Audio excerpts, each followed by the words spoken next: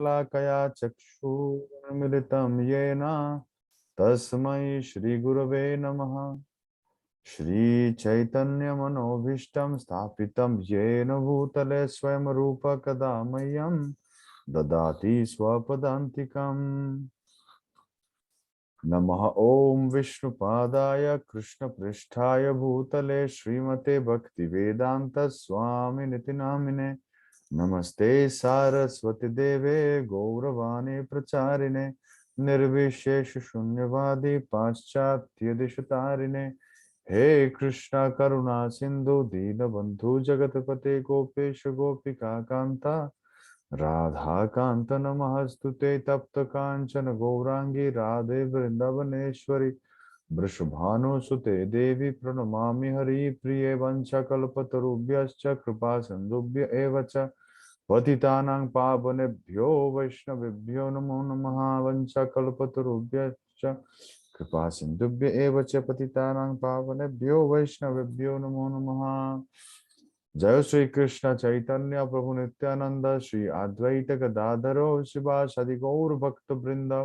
हरे कृष्ण कृष्ण कृष्ण हरे हरे हरे राम राम राम हरे हरे।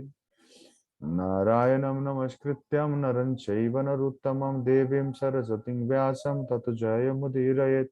नष्टप्रायेषु अभद्रेषु नित्यं भागवत सेवया भागवती उत्तम श्लोके भक्तिर्भवति नष्टकी।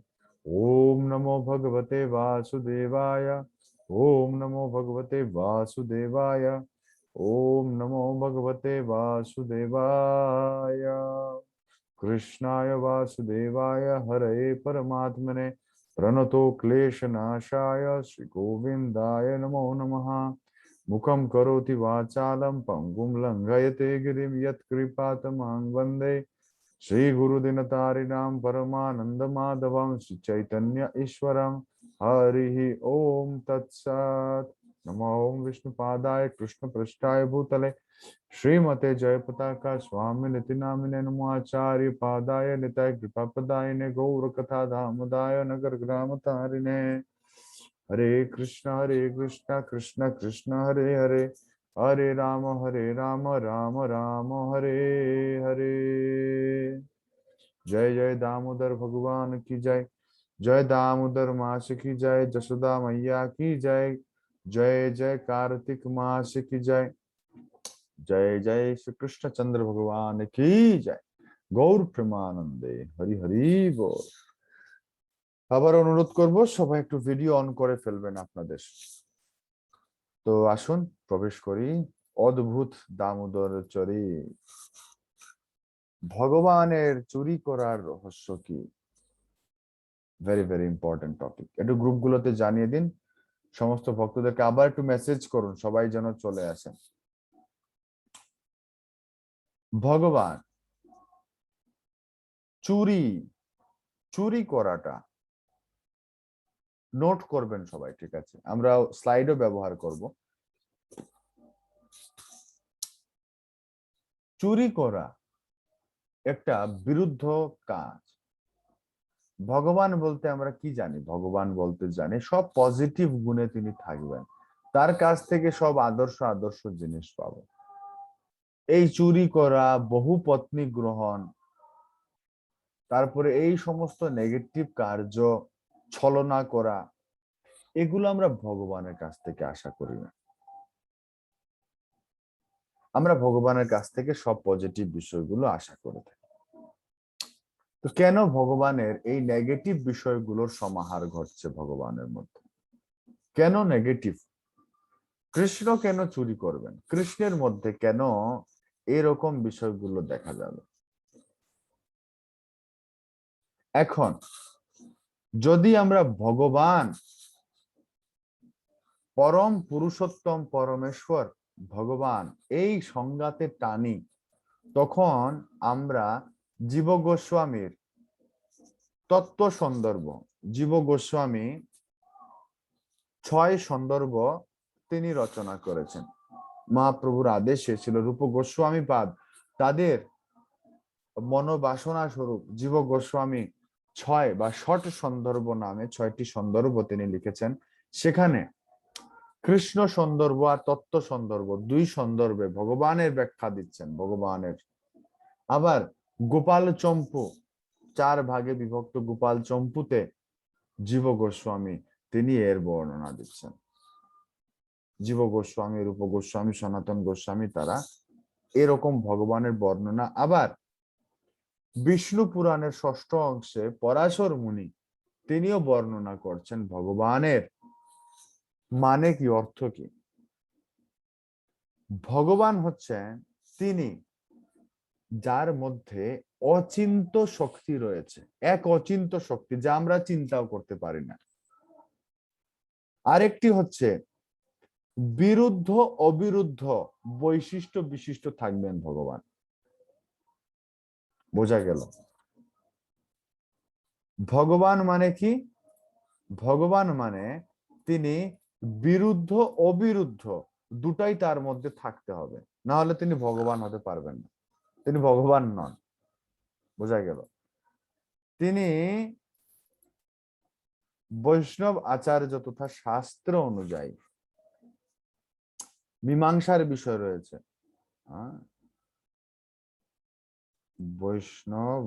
বৈষ্ণব আচার্যগণ ও শাস্ত্রানুযায়ী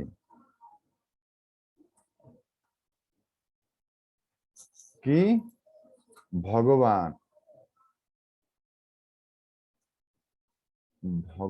কি অচিন্ত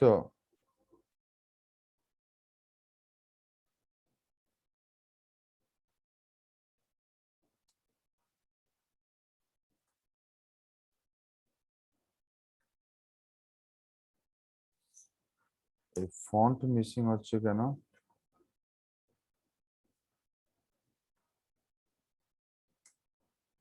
আচ্ছা, আমি এটাকে ক্লোজ করে আবার ঠিক করছি। আচ্ছা, ভগবান হচ্ছেন তিনি অচিন্ত এবং বিরুদ্ধা বিরুদ্ধ। বিরুদ্ধা বিরুদ্ধ মানে কি? বিরুদ্ধ আবার অবিরুদ্ধ, যেটা বিরুদ্ধ নয় আবার যেটা বিরুদ্ধ, দুটা বিষয় তার মধ্যে সমাহার থাকবে। তো পরমেশ্বর ভগবান তিনি একাধারে তিনি আমাদের আমাদের অনুসারে আমাদের ধ্যান ধারণা চিন্তা শক্তির প্রথমত তিনি হচ্ছেন অতীত থাকবেন, তাকে আমরা বুঝতে পারবো না। প্রথমত তাকে আমরা বুঝতেই পারবো না, আর দ্বিতীয়ত হচ্ছেন গিয়ে বুঝতে পারলেও সেটার মধ্যে অনেক বিরুদ্ধ অবিরুদ্ধ বিষয় থাকবে। তো ভগবানকে ভগবানকে আমরা যদি বুঝতে চাই তাহলে ভগবানের সেই সমস্ত লীলাগুলো বৈষ্ণব আচার্যগণ তথা শাস্ত্র অনুযায়ী কি বলা হচ্ছে সেই বিষয়টির দিকে লক্ষ্য করতে হবে। বিরুদ্ধ আবার অবিরুদ্ধ, ভগবান বিরুদ্ধ অবিরুদ্ধ কি একটা প্রবলেম হচ্ছে। আচ্ছা, স্বভাব দিয়ে দিই, স্বভাবের অধিকারী। বিরুদ্ধ অবিরুদ্ধ কি? প্রথমত হচ্ছে তার লীলা আমরা বুঝতে পারবো না, তাই তিনি অচিন্ত শক্তির অধিকারী। ভগবান পরম শক্তিমান। পরম শক্তিমান ভগবানের একটি বিশেষ বৈশিষ্ট্য হচ্ছেন গিয়ে তিনি হচ্ছেন চিন্তা শক্তির বাইরে। অপ্রাকৃত বস্তু নহে প্রাকৃত ইন্দ্রিয় গোচর। এই প্রাকৃত ইন্দ্রিয় মানে জড় ইন্দ্রিয় দিয়ে আমরা অপ্রাকৃত বিষয়বস্তু আমরা উপলব্ধি করতে পারবো না কখনো। ভগবানের লীলাগুলো হচ্ছে আমাদের জড় মন বুদ্ধি অহংকার এগুলোর ঊর্ধ্বে এক। দ্বিতীয়ত হচ্ছে তিনি যে লীলা করবেন সেই লীলার মধ্যে অবিরুদ্ধ মানে ভালোভাবেও ফোকাস করবে, আবার বিরুদ্ধ তিনি একাধারে বিরুদ্ধ বৈশিষ্ট্যেরও অধিকারী থাকবেন। জীব গোস্বামী বলছেন তার তত্ত্ব সন্দর্ভের মধ্যে যে কৃষ্ণের মধ্যে তিনি যেমন নীতি প্রতিষ্ঠা করবেন তেমনি তাকে দেখে বিভ্রান্ত হবে। বিভ্রান্ত না হলে বিরুদ্ধ সিদ্ধান্ত না আসলে তিনি ভগবানও হবেন না। কারণ কি, ভগবান হচ্ছেন পরম পূর্ণ। এখানে পরম পূর্ণ শব্দের অর্থ অনেক গভীর। পরম পূর্ণ মানে কি, তার মধ্যে ভালোর সমাহার রয়েছে, খারাপও থাকতে হবে, না হলে তো মিসিং। যদি তার মধ্যে বিরুদ্ধ জিনিস না থাকে তাহলে তিনি মিসিং, তিনি তো পূর্ণ হলেন না। পূর্ণ হন কিভাবে? পূর্ণ আলাদা জিনিস, আবার পরম পূর্ণ, বোঝা গেল? পরম পূর্ণ, পরাৎপর, পূর্ণ পুরুষোত্তম ভগবান কৃষ্ণ। তো তিনি পূর্ণ হলেন কিভাবে? যদি তার মধ্যে নেগেটিভ বিষয় যুক্ত না হয়। আসলে তার মধ্যে কোনো নেগেটিভ বিষয় নেই, কিন্তু আমরা জড়জগৎ হচ্ছে কি বিকৃত প্রতিবিম্ব। চিন্ময় জগতের বিকৃত রূপ হচ্ছে আমরা। এই জড়জগৎ হচ্ছে, আপনারা যারা যারা ভগবত গীতা শ্রীমদ ভাগবতম অধ্যয়ন করেন তারা জানেন যে একটি বিশেষ ওয়ার্ড রয়েছে ভগবত গীতা এবং শ্রীমদ ভাগবতম, যে এই জড়জগৎ হচ্ছে চিন্ময় জগতের বিকৃত প্রতিবিম্ব। তো এই বিকৃত প্রতিবিম্ব হওয়ার কারণে চিন্ময় জগতে যা সঠিক হয় সেটি হচ্ছে এই জড়জগতে বিকৃত। আর এই জড়জগতে যা বিকৃত চিন্ময় জগতে সেটা সঠিক কিভাবে, সেটা আমরা এখন দেখব। কিরকম দেখুন, এই জড়জগতে স্ত্রী পুরুষের যে সম্পর্ক, এটা হচ্ছে স্ত্রী পুরুষের সম্পর্কটা যেভাবে আমরা দেখি এইভাবে গেলে হচ্ছে গিয়ে এই জড়জগতে এটা হচ্ছে নিকৃষ্ট স্বাদ। কিন্তু যখন এটি চিন্ময় জগতে যায় এটি হচ্ছে মাধুর্য প্রেম, অর্থাৎ সর্বোচ্চ পন্থা, সর্বোচ্চ জায়গা। এটি হচ্ছে সর্বোত্তম সুখ বা রস ভক্তরা আস্বাদন করেন ভক্তদের মাঝখানে। কারণটা কি? কারণটা একটাই, কারণটা হচ্ছে ওখানে সেটা পবিত্র, ওখানে কাম গন্ধ শূন্য, ওখানে কোনো জড় বাসনা শূন্য। কিন্তু এই জড়জগতে আসলে পরে এটা হয়ে যায় বিকৃত। এটা হয়ে যায় কি, এটা এত জঘন্যতম পরিস্থিতিতে বা এত জঘন্যতম রূপ ধারণ করে, কারণ এখানে জড়, এখানে সবই হচ্ছে গিয়ে এতটাই নিকৃষ্ট, যা কারণ এটি নিকৃষ্ট শক্তি। যা প্রথমত হচ্ছে এই জড়জগৎটা হচ্ছে মায়া দেবী বা নিকৃষ্ট শক্তি থেকে এসেছে, এটা ভগবানের উৎকৃষ্ট শক্তি নয়। তাই এখানে যা কিছু হবে সবকিছু হচ্ছে নিকৃষ্টই হবে, এটা দিয়ে কোনো সন্দেহ নেই। তাই ভগবান যে চুরি করবেন, এই চুরিটা যে আমরা ভালোভাবে নেব এটার কোনো গ্যারান্টি নেই। প্রথমত হচ্ছে ভগবান হচ্ছেন অচিন্ত শক্তির অধিকারী, আর দ্বিতীয়ত হচ্ছে ভগবানের এই লীলা আমরা বুঝতেই পারবো না। এই লীলা বিরুদ্ধ বলে আমরা হচ্ছে অভিযোগ করব। এই দেখুন, এই জিনিসটা অধো শাখা, ঊর্ধ্ব মূলম অধো শাখা, ভগবত গীতায় বলছে। এই জড়জগৎটা কি, ভাগবতম বলছে ঊর্ধ্বে মূল। দেখুন চিন্ময় জগতে কি, চিন্ময় জগতে রিয়েলি একটা বৃক্ষ কেমন থাকে, একটা বৃক্ষের গোড়া নিচের দিকে থাকে, হ্যাঁ, মূল এগুলো হচ্ছে নিচের দিকে, আর শাখা প্রশাখা উপরের দিকে, রাইট, আগা হচ্ছে উপরের দিকে।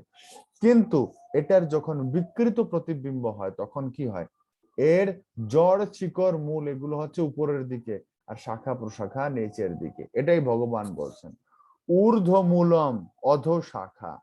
বোঝা গেল, এই জড় জগৎটা হচ্ছে চিন্ময় জগতের বিকৃত প্রতিবিম্ব। আর এই বিকৃত প্রতিবিম্ব হওয়ার কারণে সবকিছু আমরা উল্টা বুঝি। ভগবান সঠিক লীলা সম্পাদন করলেও জীবের উদ্ধারের উদ্দেশ্যে যদি লীলাও করে থাকেন সেটাকে আমরা নেগেটিভ বুঝি, সেটাকে আমরা পজিটিভলি গ্রহণ করি না। কারণ কি, কারণটি হচ্ছে এটি আমাদের জড় মস্তিষ্কের বাইরে, চিন্তাধারারও বাইরে ভগবানের এই দিব্য লীলা। এই দিব্য লীলা বোঝা যায় না, আমরা বুঝতে পারবো না জড় ইন্দ্রিয় দিয়ে। আর তাই ভগবান বিরুদ্ধ স্বভাবের অধিকারী। কারণ অনেক লীলা যেগুলো আমরা বুঝতে পারি না, যেগুলো আমাদের বদ হজম হয়ে যায়, সেই বদ হজম হওয়া লীলাগুলো বিরুদ্ধ বলে, ভগবানের বিরুদ্ধ স্বভাব বলে শাস্ত্রে বর্ণনা করা হচ্ছে। আসলে ভগবান নীতি বিরুদ্ধ কোন লীলাই করেন না, তাই তিনি পরম পবিত্র, তিনি অপাপ বিদ্ধম তার নাম। তিনি এই যে তার তার লীলার মধ্যে একটু কনফিউশন আছে কি, হ্যাঁ, তিনি আপাত দৃষ্টিতে তিনি সাধারণভাবে কি করেন, বিরুদ্ধাচরণ করেন, কিন্তু এই তটা আসছে না, আমার ফন্ট মিসিং হচ্ছে এখানে, এটা আমি ঠিক করব, করেন। আবার ভগবান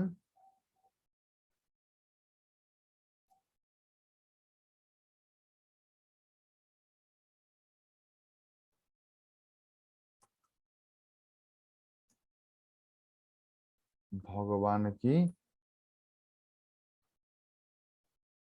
অপাপ বিদ্ধ, এটা হচ্ছে ভগবানের একটি বিশেষ নাম।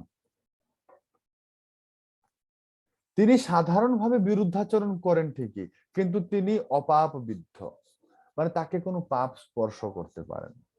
তখন আমাদেরকে যখন কেউ বলবে এটা, তখন আমরা কি বলি, এ হে প্রভু, এটা তো পার্সিয়ালিটি হয়ে গেল।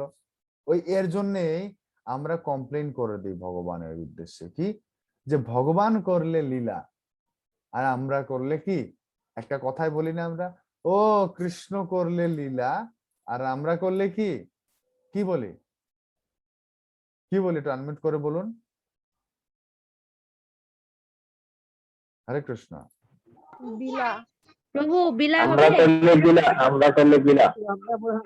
কৃষ্ণ করলে লীলা আর আমরা করলে খেলা। আমরা করলে খেলা, আমরা করলে বিলা, আমরা করলে ক্যারেক্টার ঢিলা, অনেক কথাই বলি আমরা। হ্যাঁ, তো কেন এই কমপ্লেনটা কেন হয়? এই কমপ্লেনটা হয় এই কারণে যে ভগবান সাধারণভাবে, বিশেষভাবে না কিন্তু সাধারণভাবে বা আপাতত ভাবে বিরুদ্ধাচরণ করেন, নীতি বিরুদ্ধ মনে হয় আমাদের জন্য। আরে কর্ণকে এইভাবে মেরে ফেললেন, হ্যাঁ, কর্ণকে এইভাবে অন্যায়ভাবে মারিয়ে দিলেন অর্জুনকে দিয়ে, হ্যাঁ, দুর্যোধনকে এত অন্যায় করিয়ে মারিয়ে দিলেন, গোপী এতগুলো পত্নী উনার, রুক্মিণীকে হরণ করলেন, সত্যভামাকে হরণ করলেন, একে হরণ করলেন, তাকে হরণ করলেন, আরেকজনের স্ত্রীর সাথে তিনি রাস করলেন, আবার ছোটবেলায় চুরিও করলেন। ভগবান হয় কিভাবে? এই তো বিরুদ্ধাচরণ, এটা আমাদের দৃষ্টিতে বিরুদ্ধাচরণ। কিন্তু ভগবান কখনো নীতির বাইরে যান না বলেই তিনি অপাপবিদ্ধ। তিনি যা করেন একেবারে সঠিক করেন, তাই তো তিনি অপাপবিদ্ধ। তিনি কখনো পাপ করেন না, কোনো পাপ তাকে স্পর্শ করতে পারেন না। এটা এমন নয় কোনো পাপ তাকে স্পর্শ করে না, এর মানে এই নয় যে তিনি পাপ করলেও দোষ লাগবে না, না, এটা এরকম নয়। এর কথার অর্থ হচ্ছে কোন পাপ তার ধারে কাছে দিয়েও আসে না, তিনি এমন কিছু করেন না। ভগবান খুব পছন্দ করেন নিয়ম নীতি সদাচার, যেখানে ধর্ম বলে না, ধর্ম যেখানে ভগবান সেখানে, ধর্মের আচরণ যেখানে ভগবান সেখানে। কারণ কি, ভগবান কখনো পাপ করেন না।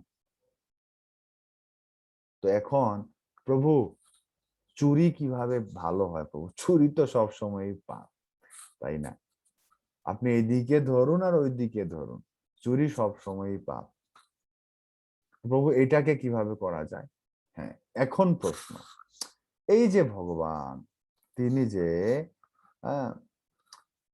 গোপিকাদের গৃহে গৃহে গিয়ে তিনি যে হচ্ছেন গিয়ে এই যে লীলাগুলো করেন, মা যশোদার ঘরে না হয় নিজের বাড়িতে ছেলে পেলেরা একটু চুরি করলো, ওটাতে দোষণীয় কিছু নয়, কিন্তু গোপিকাদের বাড়িতে গিয়ে যে চুরি করেন, তাদেরটা যে তিনি যে হরণ করে খেয়ে নেন, তাদেরটা যে তিনি লুকিয়ে খেয়ে নেন, সাবার করে দেন, ওটাতে কি মাখন চোর নাম পড়ে গেছে। তো ওখানে কি যুক্তি দেখা? ওখানে যুক্তি বৈষ্ণব আচার্যগণ, জীব গোস্বামী পাদ, সনাতন গোস্বামী এবং শাস্ত্র আমাদের সামনে তুলে দিচ্ছে কি,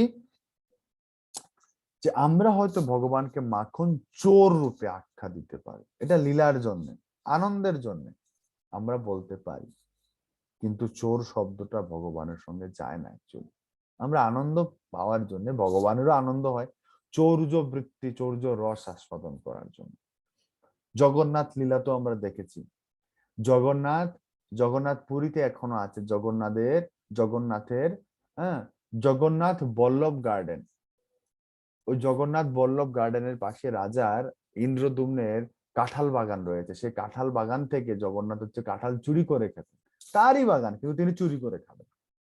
এটা ভগবানের একটা বিচিত্র রস আস্বাদন করেন ভগবান। চুরি করতে গেলে ভয়ও থাকে, আনন্দও থাকে। ভগবান দাও ভাইয়াকে বলতেন, দাও ভাইয়া বলে তুই এত চুরি করিস কেন বলতো। ভগবান বলেন চুরি করে খাওয়ার মধ্যে যে আনন্দ, এই আনন্দ এমনিতে খাওয়ার মধ্যে নেই। 56 ভোগ এমনিতে খেয়ে মজা নেই দাও ভাই, চুরি করে খেয়ে যে একটা আনন্দ রয়েছে। এবার এই লীলার মাধুর্য আমরা এখন ডিপলি প্রবেশ করব।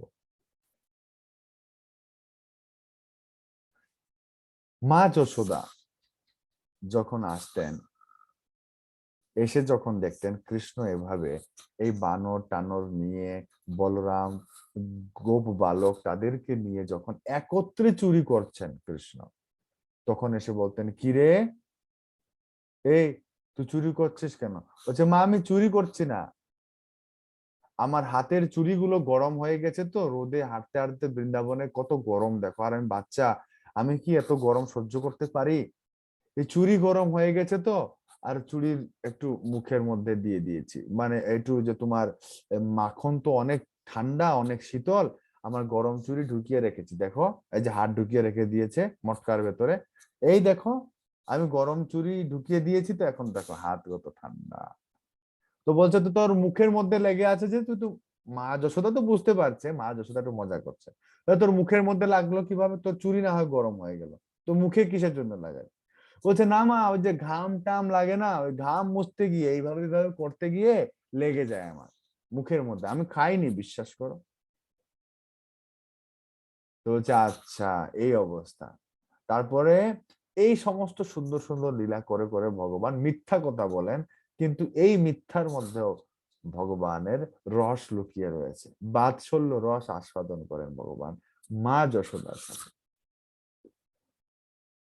ভগবান আপাত দৃষ্টিতে মিথ্যা বলেন, কিন্তু কাল যেহেতু ভগবানের অধীনে রয়েছে, তাই এই কাল ভগবানের সেবা করে পরোক্ষভাবে প্রত্যক্ষভাবে, এবং ভগবান তার বাৎসল্য রস আস্বাদন করেন।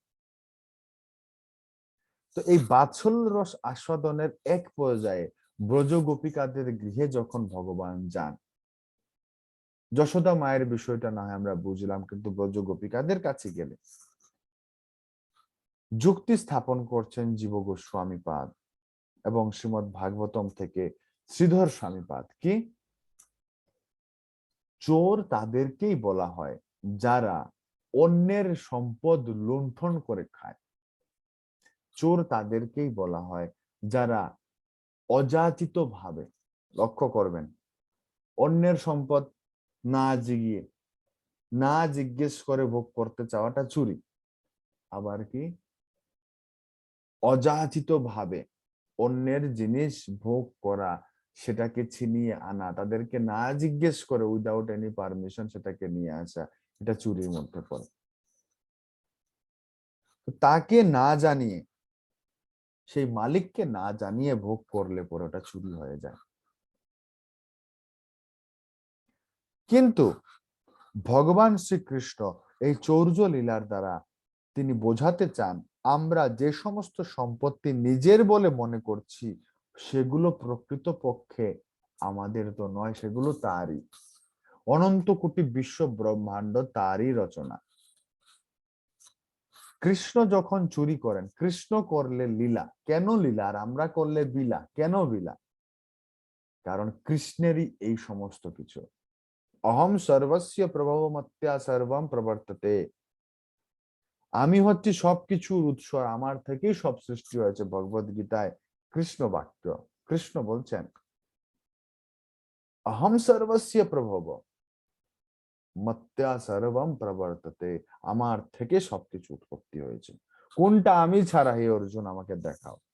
এই ব্রহ্মময় সমস্ত কিছু, জগৎময় যা কিছু দেখবে সব আমি, সব আমার থেকে সৃষ্ট, আমার থেকে জাত, আমার শক্তি প্রাপ্ত সব দেবী দেবতারা যা তারা সৃষ্টি করছে, তারা সবকিছু আমার শক্তিতেই তারা সৃষ্টি করছে। তাই যদি সেগুলো তার সেবায় নিযুক্ত করা হয় তাহলে তিনি আমাদের জড় বন্ধন থেকে মুক্ত করে দিবেন।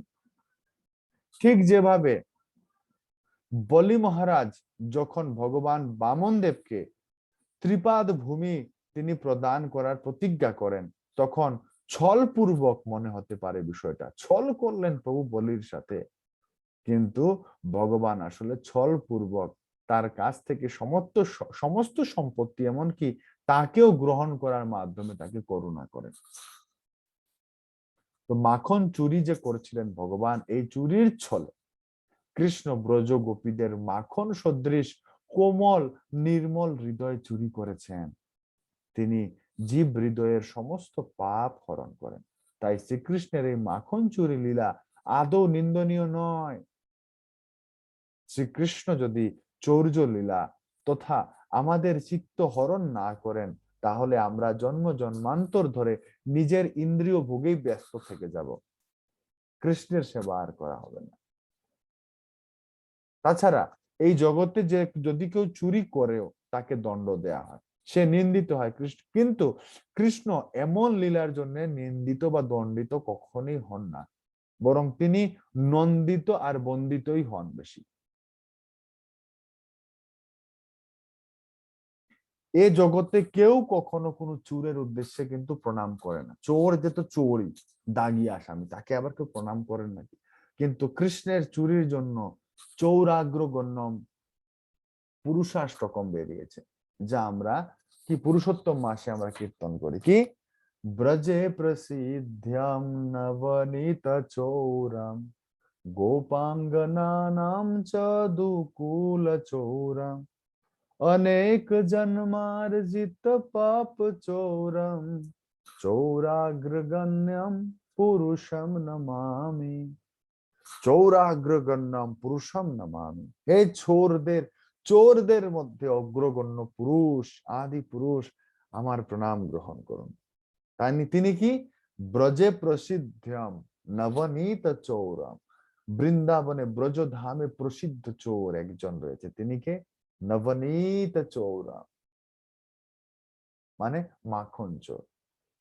গোপাঙ্গনা নাম চ দুকুল চৌরম, যারা গোপাঙ্গনা রয়েছেন ব্রজবাসী, হ্যাঁ, যে সমস্ত গোপিকারা রয়েছেন তাদের দুই কুল চুরি করে নিয়েছেন, এক কুলো চুরি করেছেন, ওই কুলো চুরি করেছেন, ভগবান সবকিছুর মালিক হয়ে গেছেন তাদের।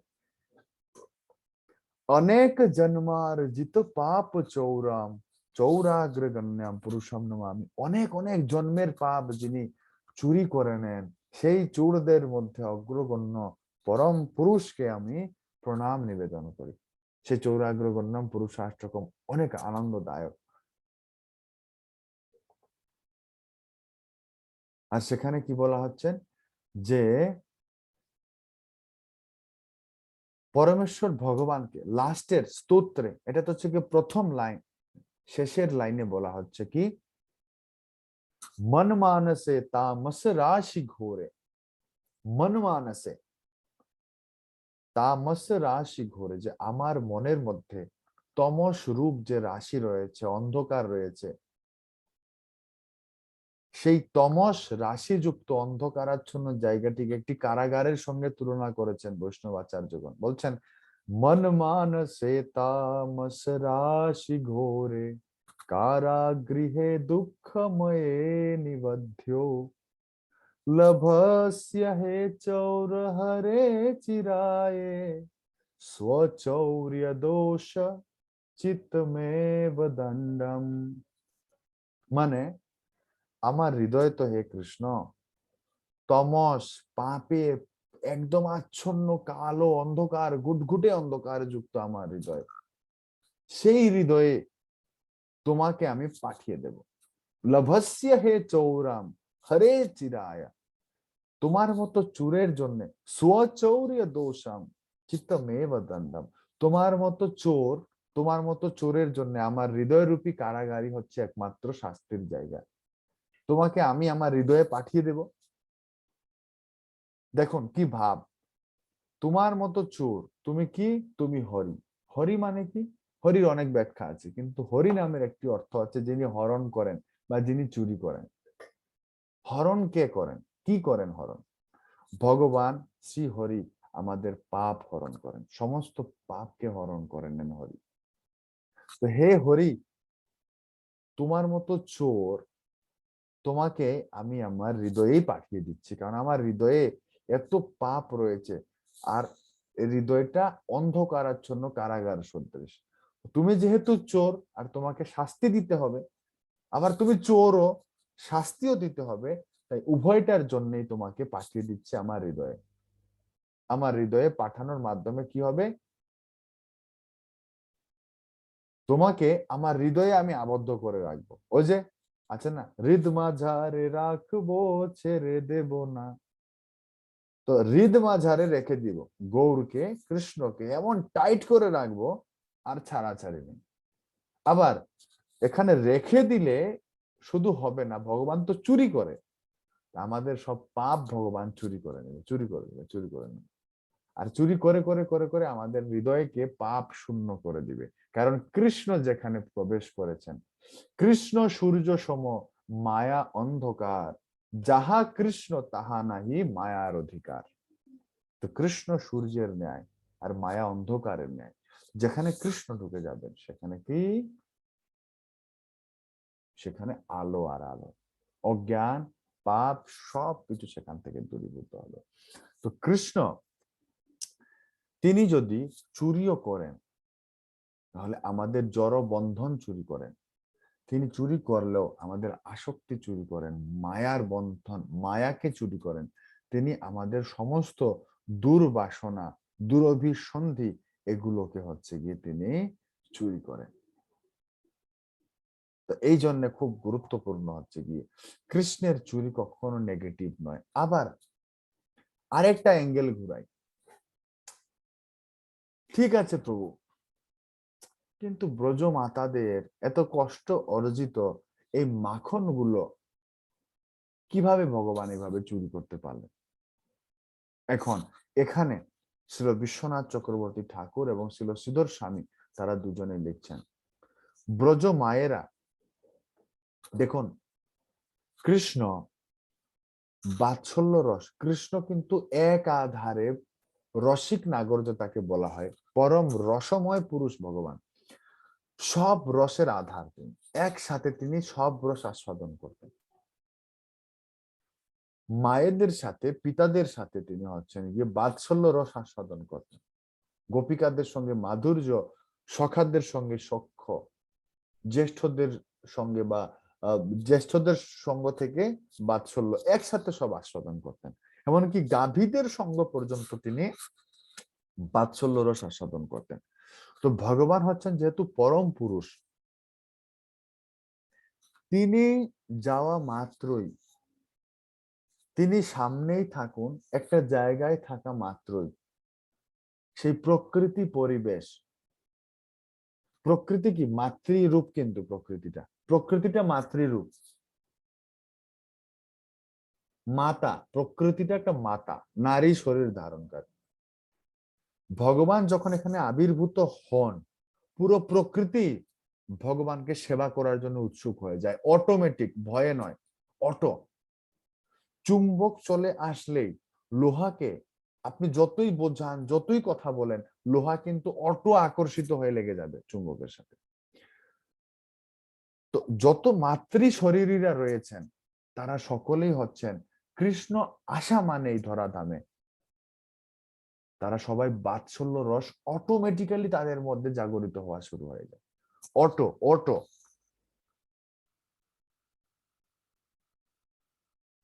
অটোমেটিক্যালি সেই মায়েদের, গাভীদের অটোমেটিক্যালি তাদের কৃষ্ণ স্ফূর্তিতে, কৃষ্ণ স্মরণে, কৃষ্ণকে দেখা মাত্রই তাদের অটোমেটিক্যালি তাদের হচ্ছে মাতৃ স্নেহে তাদের হচ্ছে সমস্ত মায়েদের লক্ষণগুলো বিকাশ হওয়া শুরু হয়ে যেত।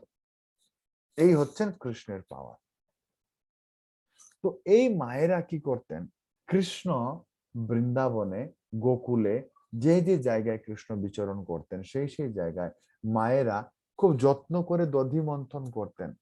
আর তারা প্রত্যেকে মা যশোদার প্রতি, তারা যশোদা সৌভাগ্যবতী, এরকম স্তুতি, অনেক স্তোত্র রয়েছে যশোদা মায়ের সৌভাগ্য নিয়ে। তারা এগুলো কীর্তন করতেন আর গাইতেন। আহা, মানে এটা অত্যন্ত উন্নত পর্যায়ের ঈর্ষা। এই ঈর্ষার মধ্যে পার্থক্য আছে, অনেক উন্নত পর্যায়ের ঈর্ষা। কি সেটা? আহা, এই যশোদা কি সৌভাগ্যবতী, কৃষ্ণের মতো পুত্র তার নন্দ আর যশোদা লাভ করেছে। এই যশোদা এই কৃষ্ণকে কোলে নিতে পারছে, যশোদা নিজের হাতে মাখন করে কৃষ্ণকে নিজের কোলে বসিয়ে খাওয়াতে পারছে। আমরা যে এই মাখনটা বানাচ্ছি, আমি কত হতচ্ছাড়া, কত দুর্ভাগা, কৃষ্ণকে আর খাওয়ানোর সৌভাগ্য হয় না আমার। তো হে নন্দলাল, হে যশোদা দুলাল, হে আমাদের বৃন্দাবনের ব্রজেন্দ্র নন্দন, সকলের প্রিয় হে কানহাই, হে কৃষ্ণ, যদি তোমার সম্ভব হয়,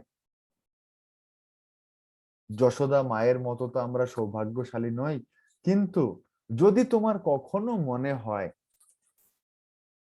এই অভাজন মায়ের কাছে এসে, তারাও মা বলছে, তোমার যদি কখনো মনে হয় আমার হাতের তৈরি এই মাখনটা খাওয়ার, তুমি খেয়ে যেও। এই আক্ষেপ করতেন আর বানাতেন। এখন প্রশ্ন আসছে, তারা গিয়ে সরাসরিও দিয়ে আসতে পারতেন না, সরাসরি দিতে পারবেন না। কারণটা কি? কারণও রয়েছে, যথোপযুক্ত কারণ রয়েছে। কারণটা কি? এক, তাদের প্রত্যেকেরই সন্তান ছিল, তাদের প্রত্যেকেরই ছেলে মেয়ে বা ছেলে ছেলের বউ স্বামী প্রত্যেকেরই ছিল। আর আগের যুগে, আগের যুগ বলতে কি দাপর যুগে বৃন্দাবনের রীতি, বৃন্দাবন নয় শুধু পুরো ভারতবর্ষের রীতি এমন ছিল। এখনকার সময়ে চা হচ্ছে অতিথি আপ্যায়নের একটি, মানে এই ছাড়ার হয় না, চা ছাড়া কোনো অতিথি আপ্যায়ন হয় না। চা লাগবে, শরবত লাগবে, বিস্কিট লাগবে, এগুলো পান লাগবে, এগুলো ছাড়া অতিথি আপ্যায়ন হয় না। কিন্তু সেই সময়ে ব্রজবাসীদের ঘরে এখনো গেলে পরে যাদের গৃহে পর্যাপ্ত দুধ রয়েছে তারা দুধ দেয়, এত বড় বড় গ্লাসে ভরে দুধ দেবে। তখনকার সময়ে দুধ দিয়ে আপ্যায়ন করা হতো, ঘৃত দুধ দিয়ে। চাপাটি এখনো আছে, এই চাপাটি প্রথাটা এখনো আছে, খুব কমন।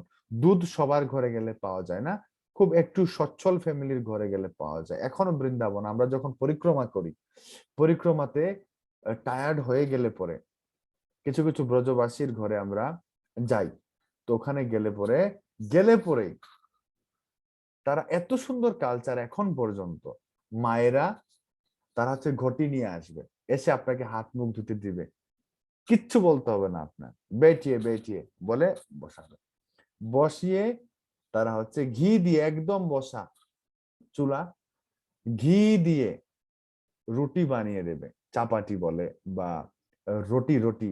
হ্যাঁ, তো রুটি চাপাটি, হ্যাঁ, তো এগুলো দেবে, এর সঙ্গে কিছু একটা মিষ্টি বা কিছু একটা সিদ্ধ টিদ্ধ ওগুলো খেতে দিবে।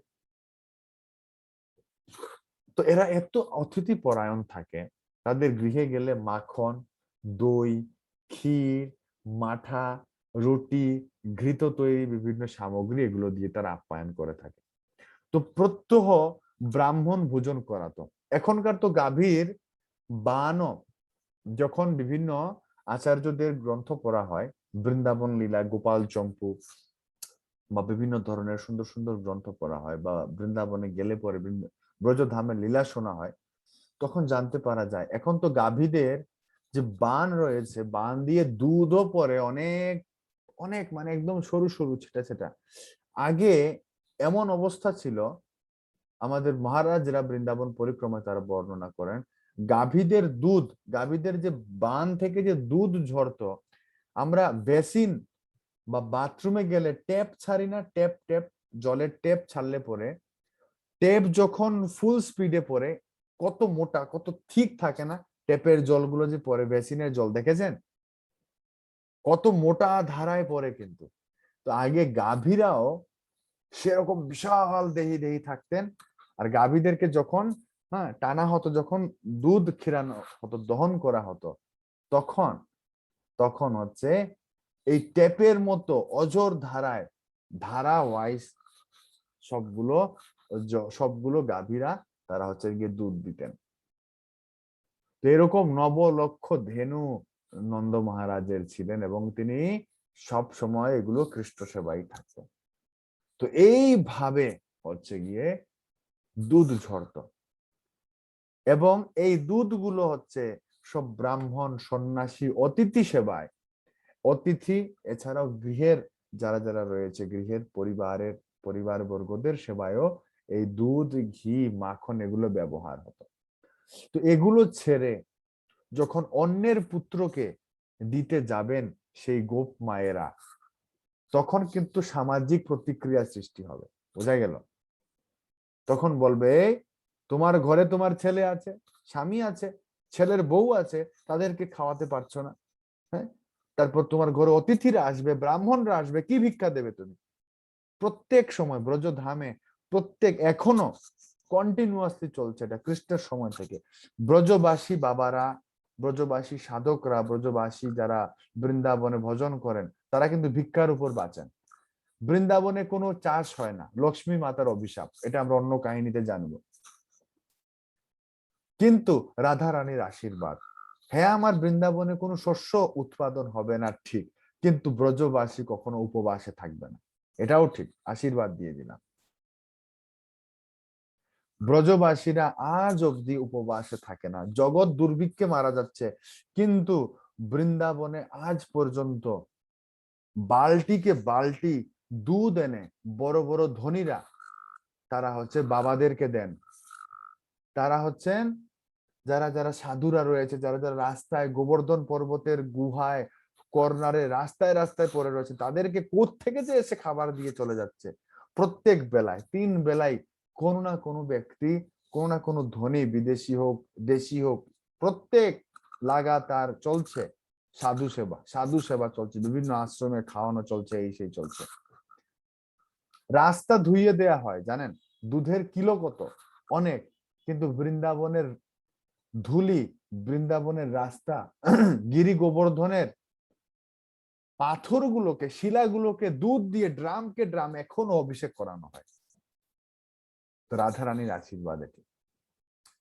তো সব সময় এই প্রথা চালু, ভগবান যখন ছিলেন তখনও এই প্রথা চালু ছিল।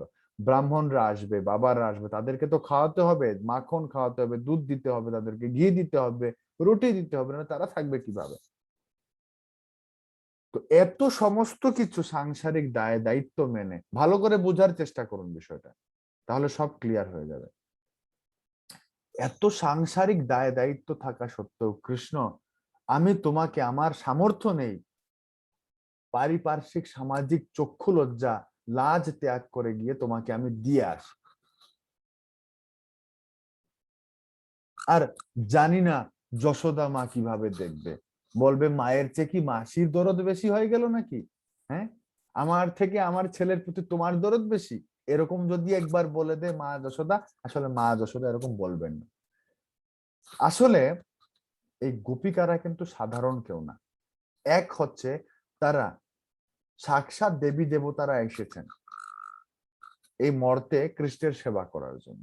আর দুই হচ্ছে কি, তারা পূর্ব জন্মে চিত্রকূট পর্বতে 60,000 ঋষিরা তপস্যা করছিলেন চিত্রকূট পর্বতে। রামচন্দ্র তখন মাতা সীতাকে নিয়ে তিনি হচ্ছেন বনবাসে যখন গিয়েছিলেন, ওই সময়কার ঘটনা। তখন রামচন্দ্র সীতার সঙ্গে বা বনবাসের মধ্যে এতটাই ব্যস্ত ছিলেন, বনবাসের বিভিন্ন জায়গায় যাওয়া, বিভিন্ন জায়গায় উদ্ধার করা ভক্তদেরকে, এবং সীতা হরণ নিয়ে এত ব্যতিব্যস্ত ছিলেন, ভগবান রামচন্দ্র তিনি এত দ্রুত সময়ে, সংক্ষিপ্ত সময়ে চিত্রকূট পর্বত থেকেছিলেন যে সেখানকার মুনি ঋষিরা তারা বলছিলেন যে হে প্রভু, আর কিছুদিন যদি থেকে যেতেন, আপনি চলে যাচ্ছেন, আমরা তো দেহ ত্যাগ করবো, আপনাকে ছাড়া আমাদের কিছুই ভালো লাগছে না, আপনি আমাদের স্বামী। তারা স্বামী রূপে, তারা কেউ কেউ পুত্র রূপে, বয়োজ্যেষ্ঠরা, কেউ কেউ সখা রূপে, বিভিন্ন রূপে তারা ভগবানকে গিয়ে ভালোবাসতে চাচ্ছিল। এক একজনের কাছে রামচন্দ্র গিয়ে অবাক হয়ে গেলেন। কাম্য রামায়ণে পাওয়া যায়, আমরা রামচরিতের সময় আসবো এই সমস্ত লীলাগুলো নিয়ে। জন্মলীলা আমরা দেখেছি, অন্যান্য লীলাগুলো আমরা করব। তো রামচন্দ্র তিনি বললেন, এত অদ্ভুত জায়গা চিত্রকূট পর্বত, এখানে তো মুনি ঋষিরা ধ্যান করেন, তপস্যা করেন, কিন্তু এই তপস্বীরা সাধারণত শান্ত ভাবে থাকবে, তপস্যা করবে, ধ্যান করবে, কিন্তু তাদের মধ্যে এত বিচিত্র রস আসছে কোথা থেকে?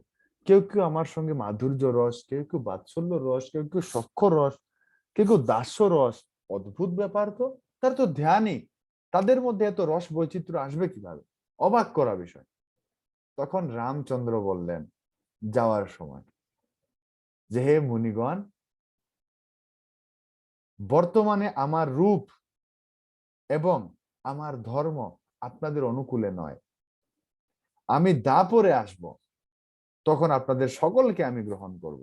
আপনারা যে যে রসে আমার সঙ্গে আপনারা যুক্ত হতে চান, আমি আপনাদেরকে গ্রহণ করব। তাই এই মুনি ঋষিরা তারা রামায়ণের এক সূত্রে জানা যাচ্ছে, এই মুনি ঋষিরা তাদের অংশ তারাই সাক্ষাৎ, এবং দেবী দেবতারা তাদের অংশ, সবাই একত্রিত হয়ে যুক্ত হয়ে, আরো গোপিনীদের বিভিন্ন ধরনের পূর্বজন্মের ইতিহাস স্বীকৃতি রয়েছে, তারাই গিয়ে এই বৃন্দাবনের, কেউ কেউ মা হয়েছেন ভগবানের, কারণ যে যে রসে সেবা করতে চেয়েছেন ভগবানের, তাদের সবার মনোবাসনা ভগবান পূর্ণ করেছে। কেউ কেউ সখী হয়েছেন, কেউ কেউ সখা হয়েছেন, কেউ কেউ গাভীও হয়েছেন, কেউ কেউ বৃক্ষ হয়েছেন। যারা তপস্বী, যারা ভাবতেন যে আমি শুধু ধ্যানই করব, শুধু দেখেই যাব রাম, আমি কিছু করব না, আমি না তার সঙ্গে কোনো রস আস্বাদন করতে চাই, কিছু না, আমি শান্ত ভাবে, তো তারা বৃক্ষ হয়ে গেলেন বৃন্দাবন। বৃক্ষ হয়ে দেখছেন শুধু কৃষ্ণকে, আর কৃষ্ণ আসছেন, বাঁশি বাজাচ্ছেন, আর কৃষ্ণকে সুন্দর সুন্দর ফল ঝরিয়ে দিচ্ছেন, ফুল দিয়ে দিচ্ছেন, বাতাস দিচ্ছেন, এরকম এরকম করে তারা শান্ত। তো যে যে রসে ছিলেন, তাদের সবার মনোবাসনা কৃষ্ণ পূর্ণ করেছেন, রাম পূর্ণ করেছেন। এই এই জন্যে এরা অত্যন্ত পাওয়ারফুল ডিভোটি, অত্যন্ত তারা শক্তিশালী, অত্যন্ত সুকৃতি সম্পন্ন। তারা তারা সাধারণ কোনো গেয়ে বা কোনো গ্রামের কোনো সাধারণ মহিলা নন। এটা আমাদের আগে মস্তিষ্কের মধ্যে একেবারে ফিক্স করে নিতে হবে। তারা সাধারণ কেউ নন, তারা অসাধারণ, দিব্য তারা। তো সেই নারীরা এরকম ভাবছেন, কৃষ্ণ আমি তো বানাচ্ছি, আমি এই সাংসারিক প্রতিক্রিয়ার জন্য না তোমাকে আমি বাসায় নিয়ে দিয়ে আসতে পারবো না, যদি মনে হয় আমার প্রার্থনা তোমার কাছে পৌঁছলে তুমি এসে খেয়ে যেও। এখন একই জিনিস একটা পরিবারের ঘটনা বলছি, একটা পরিবারেরই, ওই পরিবারের মা এরকম ভাবছেন, ওই মায়েরই ছেলে ভাবছে যে দেখো, আমি তো এখনো আমার পিতামাতার অধীনে রয়েছি, তো আমি পারবো না নিয়ে তোমাকে দিতে, আমার মা বাবা এটা দেবে না, হয়তো তারা যদি রাগ করে, মানে একজন আরেকজনকে ভয় পাচ্ছে, মা ভয় পাচ্ছে বাবা, ছেলে, ছেলের বউকে, ছেলে ভয় পাচ্ছে বাবা, মা আর তার বউকে, যে তারা যদি কিছু মন্দ বলে। আবার ওই ছেলের বউ, সেও ভয় পাচ্ছে, বলছিস লোকে যদি আমাকে কুলটা বলে, খারাপ বলে, তোমাকে গিয়ে মাখন দিয়ে আসবো, লোকে কি বলবে, না না না, এটা পারবো না কৃষ্ণ। বাবা বলছে, কৃষ্ণ নন্দ মহারাজ তো অনেক সৌভাগ্যশালী, এই নন্দ মহারাজ যদি তোমার পিতা হতে পারে, আমি কেন পারবো না, কিন্তু আমার দুর্ভাগ্য আমি তোমার পিতা হতে পারলাম না। কিন্তু আমার ঘরে এত মাখন, এত দই, তুমি আমার ঘরে এসো একটু খেয়ে যাও, আমি তোমাকে নিয়ে দিয়ে আসতে পারছি না, কারণ মানুষ তো খারাপ বলতে পারে। এই সবারই একটা না একটা সমস্যা। তো কেউই ডিরেক্টলি গিয়ে কৃষ্ণকে দিতে পারছে না মাখনটা তুমি খেও। এখন তারা সবাই দেখছে কৃষ্ণ যখন একটু বড় হয়ে যায়, একটু হেঁটে হেঁটে গিয়ে চুরি করতে শেখে, তখন কৃষ্ণ আসার যখনই সময় হয়, তখন একটা অদ্ভুত রকমের কৃষ্ণের সঙ্গে কিছু বাছুরও আসে। কৃষ্ণ এত চালাক, কৃষ্ণ অবভিয়াসলি চালাক হবে, কিন্তু ব্রজলীলায় ভগবান এত এত সুচতুর, তিনি চুরি করতে গেলে বাছুরদেরকে সঙ্গে নিয়ে যান। যে বাড়িতে ঢুকবেন ওই বাড়িতে বাছুরদেরকে ইশারা করে দেন, বাছুররা আগেই ঢুকে যায়। আর কৃষ্ণ বলেন, এই আমার বাছুর ঢুকে গেল, বাছুর ঢুকে গেল, এই বাছুরগুলো এত দুষ্ট কেন, ইস রে, এই তোরা এদিকে যাবে কেন, আমি তোদেরকে নিয়ে চড়াতে যাব, আরে দূর, এরকম বলে ঢুকে যায়। আর বাছুররাও ট্রেন্ড, ঠিক আছে, হ্যাঁ, বাছুররাও ট্রেন্ড, ওরা গিয়ে ওরা ঢুকবে তো ঢুকবে, ওরা উঠান টুঠান ঘুরবে না, ওই মায়েরা যেখানে মটকা রাখবে মাখনের ওই দিক দিয়ে ঘুরে ওরা চলে আসবে, ঠিক আছে। আর বাঁদরদেরকে শিখিয়ে দেয় যে আমি যেদিক যেদিক যাবো তোরা কিন্তু গাছে গাছে ওই দিকেই থাকবি, ঠিক আছে, বলছে আচ্ছা ঠিক আছে। বাঁদররাও করে কি, গাভীর বাছুর করে কি, বাছুরটা গিয়ে সই সই সই সই সই সই করে ঘরের মধ্যে ঢুকবে, তো বাছুরের গলায় ঘন্টা থাকে, টিং টিং টিং টিং টিং টিং করে বাজে, আর কৃষ্ণর পেছন পেছন দৌড়ায়, তো কৃষ্ণের চরণে নুপুর থাকে, তো ওটা ছম ছম ছম ছম ছম ছম আওয়াজ হয়, আর টিং টিং টিং টিং আওয়াজ, তো টিং টিং টিং টিং ছম ছম ছম ছম আওয়াজ ওরা যখনই শুনতে পায় হচ্ছে, ওরা ভাবে যে এই কৃষ্ণ আসছে, মানে বাসার সব লোকজন।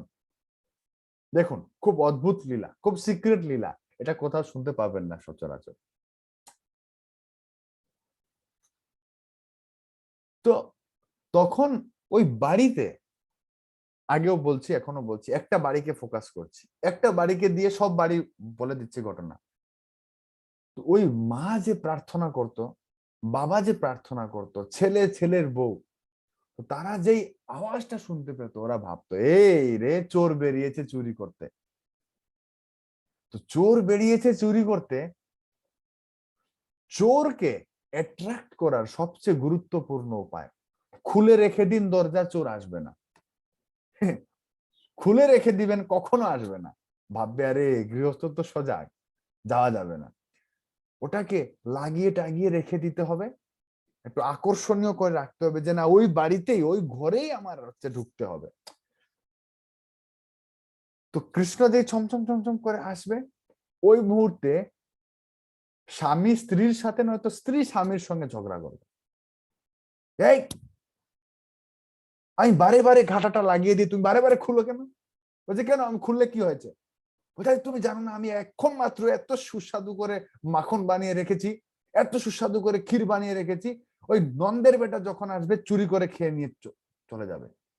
তো এখন আমি এত কষ্ট করে বানিয়ে আমার ওই উত্তর দিকের ঘরের মধ্যে শিকার মধ্যে, মানে অ্যাড্রেসও বলে দিচ্ছে কোথায় কোথায় কি কি আছে, বোঝা গেল, মানে চোরকে বলছে কোন জায়গায় আছে আমার, চোর তো শুনছে, ওরাও জানে চোর শুনছে, ওরা তো চায় এসে গ্রহণ করুক, কারণ এই সৌভাগ্য তো তাদের নেই যেটা নন্দ আর যশোদা পেয়েছেন। তারা একজন আরেকজনের সঙ্গে ঝগড়া লেগে তারাই বলে দেয় যে তুমি যে দরজাটা খোলা রেখেছো গিন্নি, এইদিকে ঢুকবে আর উত্তর দিকের দরজাটার মধ্যে দিয়ে ঢুকবে, ওখানে ঢুকে যে শিকার টাঙানো আছে তাজা তাজা মাখন, ক্ষীর, মটকা, ওখানে ওই যে কিছু পনিরের ছানার সন্দেশ করে রেখেছো, ওগুলো ভেঙে ভেঙে খাবে। আর ওখানে একটা মইও দেওয়া আছে, ওই মইটা তো সে চড়ে খেয়ে ফেল, মানে সব ব্যবস্থা করা আছে, আসলে সব অ্যারেঞ্জমেন্ট করা, কিন্তু তারা বলছে এই সাবধান, ওই নন্দের বেটা যেন ঢুকতে না পারে, ওকে কিন্তু বেঁধে রাখবো। আর ভগবান বলছে কিরে এই গাভীর বাছুরদেরকে, বুঝতে পারলি তো কোথায় ঢুকবো এখন আমরা, বুঝতে পেরেছিস, তো ওরাও লেজ টেজ নাড়িয়ে ভগবানকে চেটে টেটে বলে হ্যাঁ বুঝতে পারছি। আর বানরদেরকে বলে দেয় কি বুঝলি তো, তাড়াতাড়ি যা আমি আসছি।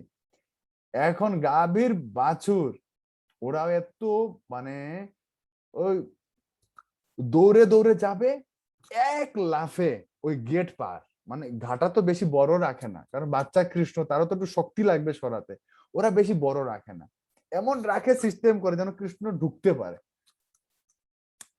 তো বাছুর দৌড়িয়ে দৌড়িয়ে দৌড়িয়ে এক লাফে গেট পার, আর কৃষ্ণ বেটে কষ্ট করে এক ঝাঁপ দেয় গেটের ওই পার গিয়ে, খুব কষ্ট ভগবানের, এরকম এরকম করে করে ধীরে ধীরে ঢুকছে। আর ওরা তো একজন আরেকজনকে কেউ বলে না, ওই যে স্বামী স্ত্রী ছেলে ছেলের বউ কেউ কাউকে বলে না যে আমি জানি আজকে কৃষ্ণ আসবে, কিন্তু প্রত্যেকেই চায় কৃষ্ণ আসুক, কিন্তু কেউ কাউকে বলে না, কারণ বললে পরে যদি পারিবারিক সমস্যা হয়, সামাজিক সমস্যা হয়। এখন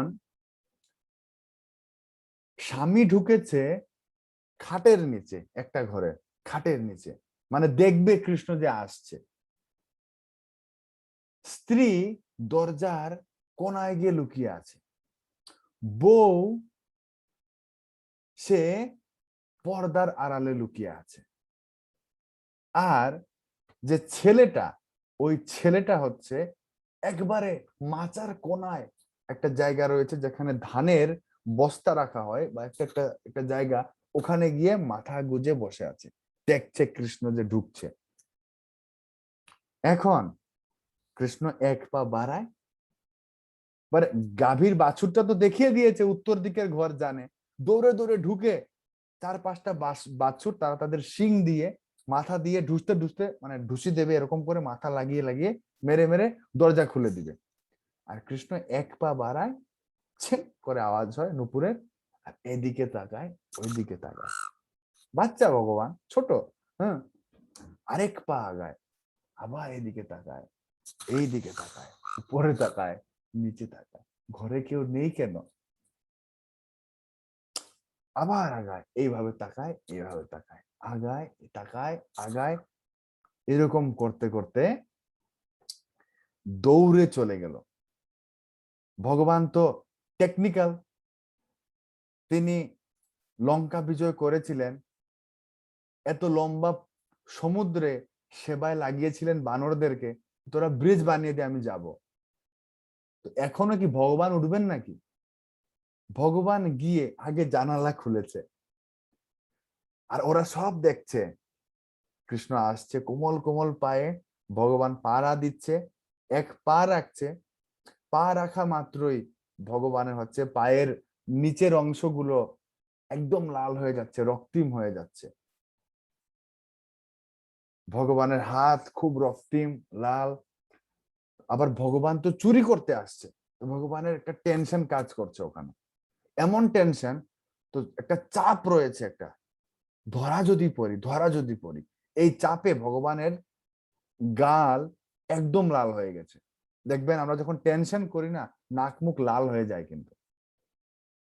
তো ভগবানের গাল এত সুন্দর সুন্দর গাল, এগুলো লাল হয়ে যাচ্ছে, এগুলো দেখছে তারা, আর বলছে আয় হায় রে, আজকে আমাদের সৌভাগ্য, আজকে কৃষ্ণ এসেছে, আজকে কৃষ্ণ এসেছে। এখন ভগবান দরজাটা খুলে দিয়েছে, মানে জানলাটা খুলে দিয়েছে, জানালা, আর সব বানরদেরকে বলছে এরকম বলছে ভগবান, আর বানরগুলো টকবক টকবক করে করে ঢুকছে, মানে একদম হুর হুর হুর হুর হুর হুর করে করে ঢুকে যাচ্ছে। আর ওরা তাকিয়ে অবাক, হায় হায়, এ কৃষ্ণ তো পুরো দলবল নিয়ে আসছে আজকে হাজির। এখন বানররা করছে কি, একটার উপর আরেকটা উঠছে, একটার উপর আরেকটা উঠছে, একই লীলা ভগবান সখাদেরকে নিয়েও করেছেন অ্যাকচুয়ালি।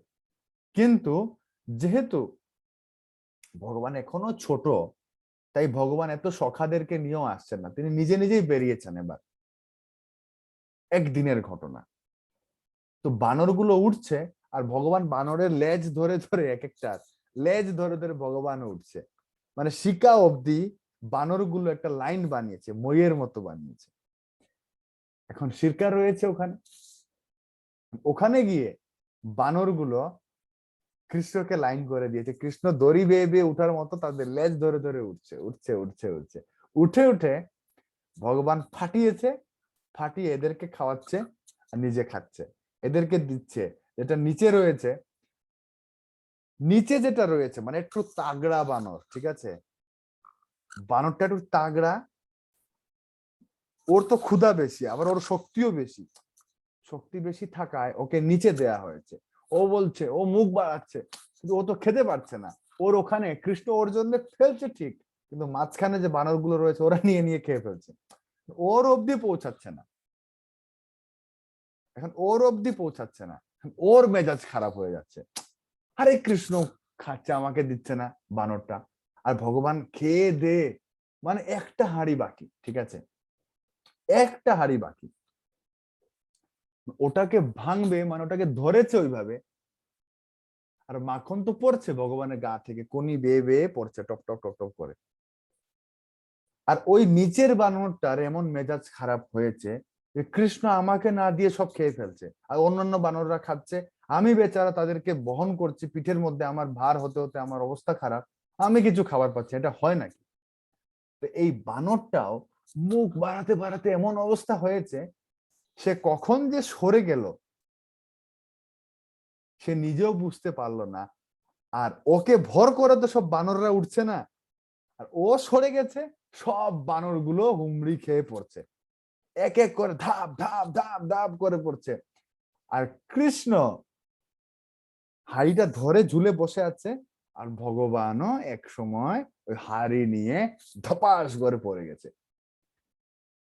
আর এই হাড়ি ভাঙার শব্দ পেয়ে সব বেরিয়ে গেছে, মানে এবার তো লীলা শেষ, ভগবান তো খেয়েছে, ভাণ্ড ভেঙেছে, এবার তারা কৃষ্ণকে নিয়ে একটু রসিকতা করবে, একটু রস করবে এবার, মানে তারাও চাইছে একটু কৃষ্ণের, মানে লীলা তো শেষ, এখন ভেঙে পড়ে গেছে, এখন তো ভগবান দৌড়াবে না, পালাবে। তারা এত সময় দেখছিল, হ্যাঁ কৃষ্ণ কি সুন্দর করে খায়, কৃষ্ণের কি সুন্দর রূপ, কৃষ্ণের কি সুন্দর চরণ, কৃষ্ণের কিছু, মানে সবকিছু এত ভালো লাগছিল, হঠাৎ করে এই শেষ, এই বানরটা বাদরামো করে নষ্ট করে দিল এই সিনটা, নাহলে একটু সময় থাকতো ভগবান। এখন এরা করলো কি, যে ভগবান পরে গেল, হাড়ি ভাঙার শব্দ আসলো, এক একজন এক এক কোণা থেকে বেরোচ্ছে, এই কে রে, এই বাড়ি থেকে। এখন দেখছে বাড়ির মালিক বেরোচ্ছে খাটের নিচ থেকে,